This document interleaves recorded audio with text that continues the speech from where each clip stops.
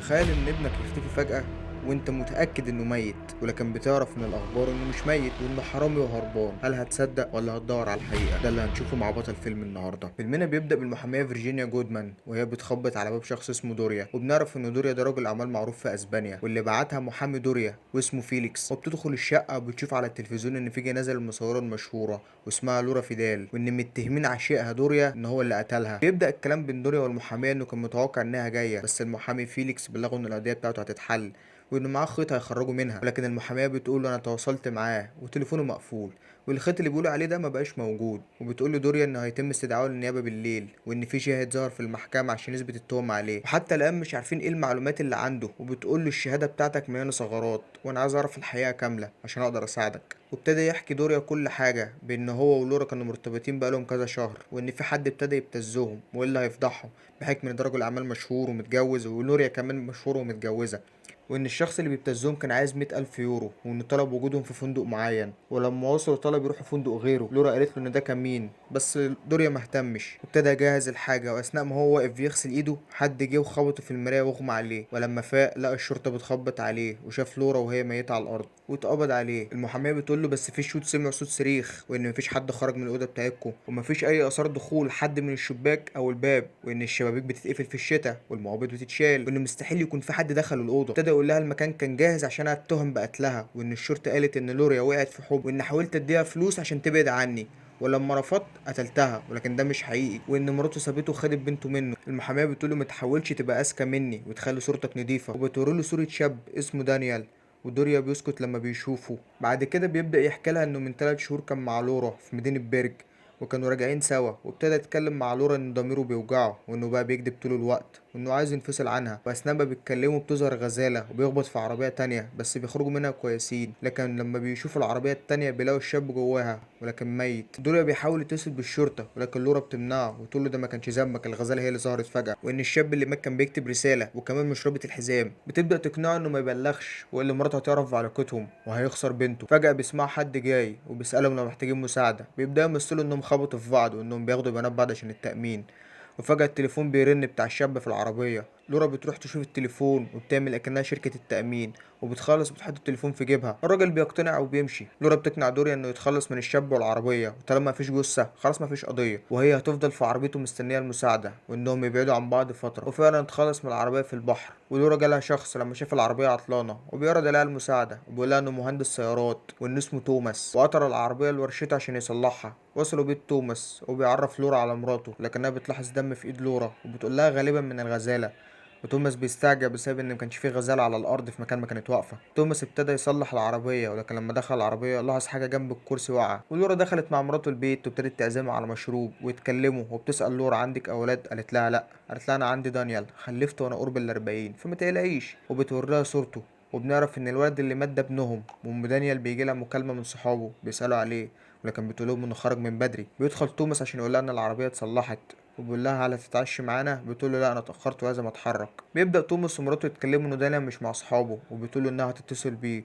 ولورا كانت بتسمعهم، ولما بيحاولوا يردوا عليه بيسمعوا صوت التليفون بتاع دانيال، ولكن لورا حاولت تخبي التليفون في الركنه. ولما راحوا اتجاه الصوت شافوا لورا وسالوها انت سمعتي حاجه؟ قالت لا. اتصلوا تاني وشافوا التليفون ورا المخدات ولورا واقفه جنب الركنه بالظبط. ولورا بلغتهم انها لازم تتحرك وتمشي. دورا بيقابلها وبتحكي له اللي حصل، وقالت له لازم نتخلص من العربيه. هو فعلا راح ساحه خردة وتخلصوا منها. هو ودعها وبعد كده راح اسم الشرطه بيبلغ ان عربيته اتسرقت اثناء ما هو كان مسافر، ورجع لحياته وشغل تاني. واثناء ما بيحاول يمثل ان كله تمام بيلاقي خبر اختفاء دانيال على التلفزيون. وهو في الشركه لقى ان الشرطه جات له وبلغوه ان على بعد 8 كيلو من بيت دانيال كان في اثار حادثه، ولكن مفيش اي محاضره اتعملت بيها، وان ابو دانيال شاف ست في عربيه بسبب حادثه في نفس المكان وطلع صورتها وساله هو يعرفها ولا لا. محمد دوري قال له ايه علاقه ده بموكلي؟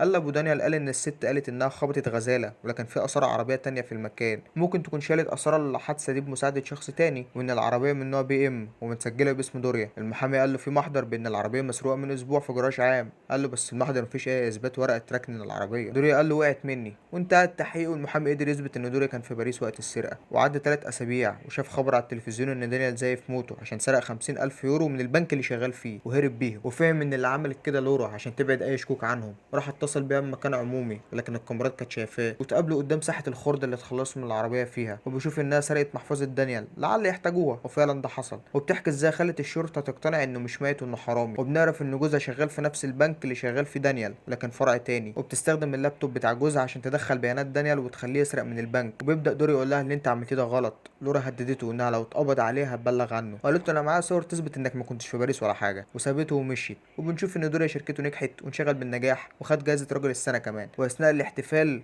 جاله ابو دانيال عشان يقابله، وابتدى يقول له انا ابني مش حرامي، وانا كنت موجود لما كان بيتحقق معاك. وبنشوفه وهو بيقول للظابط ان لوريا كانت معاها حد تاني. الظابط قال له انت ليه مقتنع بكده؟ قال له لانها عدلت كرسي السواق، وده معناه ان شخص تاني هو اللي كان سايق. توماس بيطلب ولاعه من دوريا وبيطلع الولاعه، ولكن بنكتشف انها نفس الولاعه اللي كانت في العربيه ساعه لما كان بيصلحها. توماس بيتاكد ان دوريا هو اللي كان السواق، لكن دوريا بيقول له انا ما اعرفش حاجه، انا كنت في باريس. قال له مجرد تذاكر وحجز فندق ما يثبتش حاجه، انا عايز اعرف ابني فين.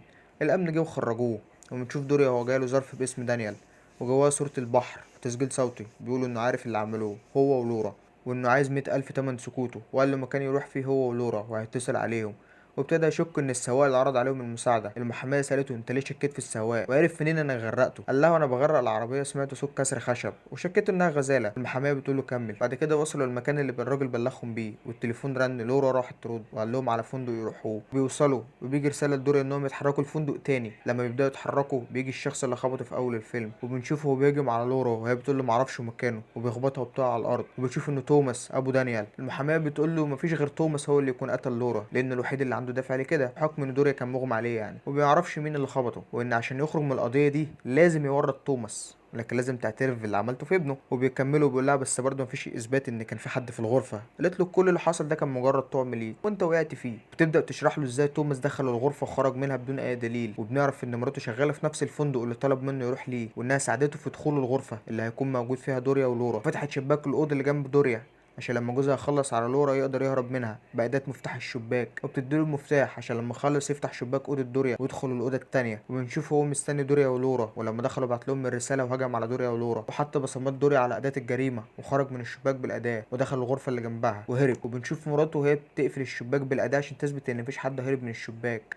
وبيجي المحاميه مكالمه، ولما بتخلص بتقول له دوريا ان الشاهد اللي في النيابه هو السواق اللي شافهم. المحاميه بتقول له الطريقه الوحيده دلوقتي عشان تخرج من القضيه دي ان يبان انك كنت في باريس فعلا، وان لورا هي اللي عملت الحادثه واخفت الجثه. قال لها ازاي؟ قالت له باننا نحط حاجه تخص لورا في العربيه، وانها طلبت وجودك في الفندق عشان تطلب مساعدتك، وانها حكت لك على اللي حصل لدانيال، وانك ما كنتش تعرف وقتها، وجريمتك هتكون انك خفيت الحقيقه مش اكتر. بتقول له دلوقتي قول لي مكان اللي انت غرقت فيه الجثه وهنعمل بلاغ ضد مجهول عشان الشرطه تتوجه ويطلعوها. لا بس السواق هيقول اني كنت موجود. قالت له في السواق في النيابه، انا عملت القصه دي عشان تحكي من الاول وتقول الحقيقه. دوري بيعرف انها ذكيه، بتقول له دلوقتي فين المكان اللي انت غرقت في العربيه، ويرسم لها مكان على الخريطه كده، وبيحط القلم في جيبه، لكن بيقول لها وانا بغرقه كان لسه عايش. وبيخبط في شنطه العربيه، وبيقول لها المحاميه بملامحها بقت مصدومه، لكنه بيقفل الشنطه وبيغرقه فعلا. تبدا تنفعل وتقول له انا مهمتي احميك من القانون مش من نفسك، انت قاتل، انت لو قلت للقاضي الكلام ده انت هالك لا محاله. بيقول لها انت هنا عشان تدافع عني، اعملي كده. تقول له انت هتعمل اللي هقول لك عليه، ولازم اتاكد انك مش مخبي عني اي حاجه تانية. قال لها لا مش مخبي. قالت له انت ممكن تكون كل حاجه حكيتها صح، بس لو كل شيء بالعكس. قال لها ازاي يعني؟ قالت له انك انت اللي سرقت المحفظه ولفت تهمه السرقه لدانيال بحكم ان انت عندك نفوذ، وانك اللي طلبت تقابل لورا، وانك اللي منعت لورا انها تبلغ الشرطه، واقنعتها انكم لازم تتخلصوا من الجثه. وبعد كل ده لورا حست بالذنب وانهارت، اتصلت باهل دانيال وبلغتهم الحقيقه، وانها هي اللي عملت كل ده عشان تجيبك الفندق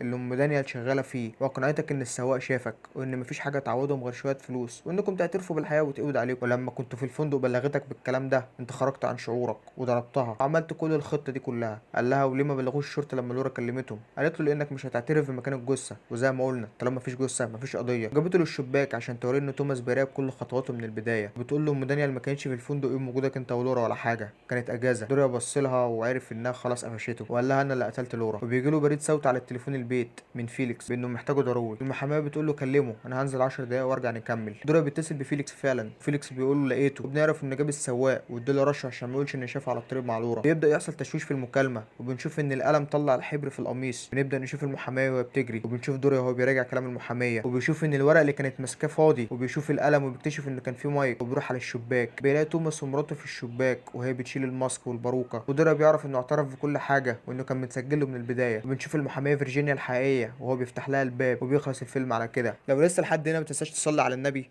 واشوفك الفيديو الجاي. سلام.